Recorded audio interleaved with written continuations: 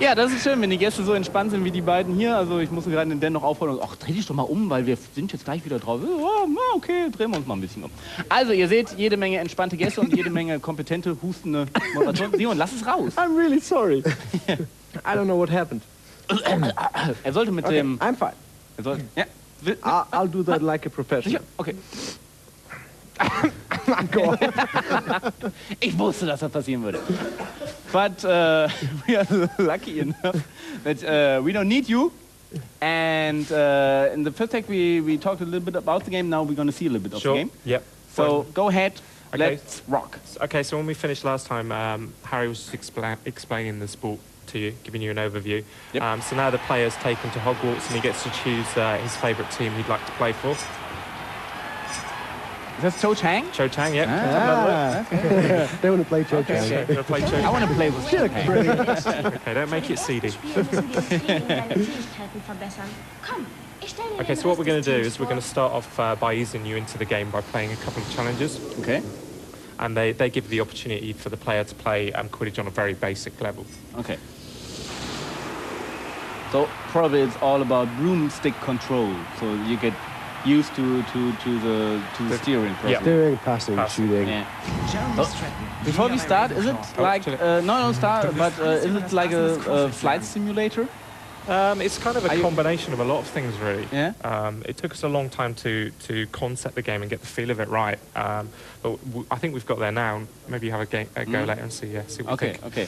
Because in the movies especially, it's always really fast. Exactly, yeah. And yeah. We did want to make the game really fast, and the game runs in a frame everywhere. It runs at 60 frames a second.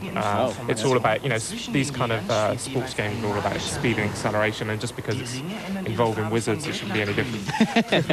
Okay. So this is a basic passing challenge. I'm passing to my fellow chasers through the, hopefully the green circles, which I'm not doing now. So when do you pass?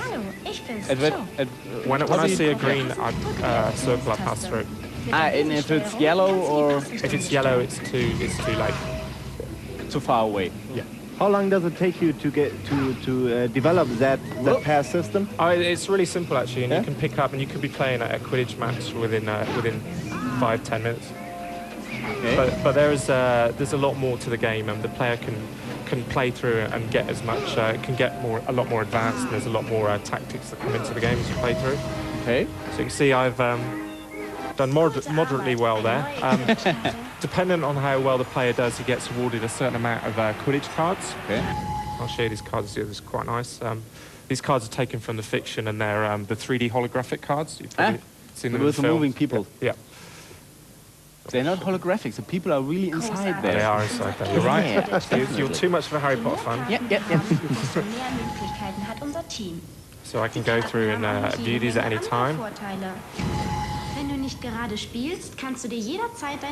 And if you're actually playing on the GameCube, you can actually trade between the GBA. And so you have the link functions. Yeah, exactly. And these cards unlock new features and modes in the game. That looks really... You like that? Yeah, really cool. That's a good idea. I didn't see it. 2D, but 3D dimensional, like simulated. Yeah, almost. Oh, you name it. So there's 104 there's 104 cards for the player to collect. Yeah. So okay.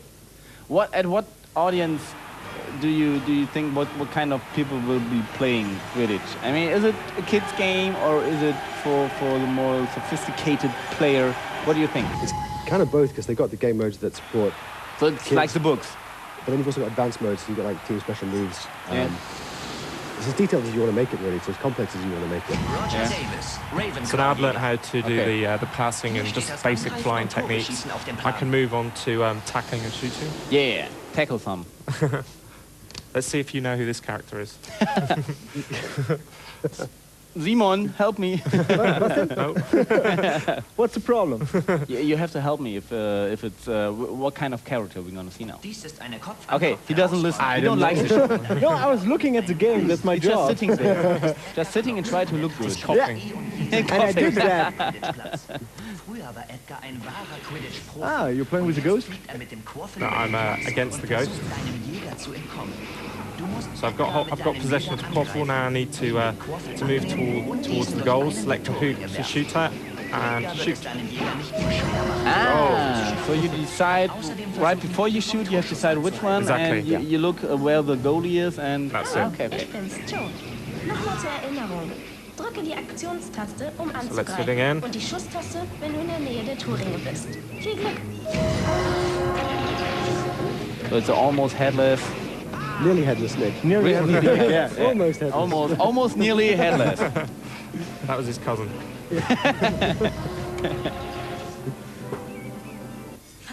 Okay, so I've won another card. I read about the game that I always forget her name. Who wrote the books? J.K. Rowling? Yeah. She's quite famous. Yeah, I heard about it. She was written on the somehow book. involved in developing the game. She has involvement in all the games that we're doing, Harry. She's a license holder, so everything we do, she has to say yes or no. Even better than that, if the stuff that we want to do, she'll write it for us. So she's written extended fiction, so like in Philosopher's Stone, we've got those new creatures. She's come up with the names for them, descriptions for them, behaviours for them. Okay. She's been really supportive. Yeah. That's cool. She has it's difficult for us, but she has approval on everything. So it's good that we're authentic to the Harry Potter universe. So we can show that it's authentic to the universe. Exactly. Of Harry Potter. Yeah. It's like we were saying just before, it's, we don't know what she's going to do in the later books. So we'll try and do something that she'll say no, but she won't say why. But then later on, she can't understand. So what were you not allowed to do? I can't say. I almost got you. Oh, what's that? That's a schnapps. Yep. Yeah, that's really fast. That's a nice. So why does it have this golden carpet? This is the trail that you follow, and staying in the trail builds up your boost that you'll see on the left-hand side. Okay. During the match, this is a really dramatic moment, and you'll see the Seekers flying in and out of the rafters, right outside the stadium, around the towers. It's really an exciting moment. That's cool. So you can see I'm being gently eased into the game of Quidditch. You know, as I said, the older audience may not understand how to play Quidditch. So in the next take, we'll play a little game. yeah, definitely. Yeah. Okay, because we have to come to an end. I'm sorry. Once again. Next Hack, also im nächsten, ich übernehme das jetzt einfach mal, Michael, damit ich auch mal was sagen kann. Weißt du, nicht rumhusten und so, das kann ja alle. Nicht einfach nur husten und so aussehen. In diesem Sinne, gleich gibt's noch mehr von Quidditch World Cup. Geh heim, Junge.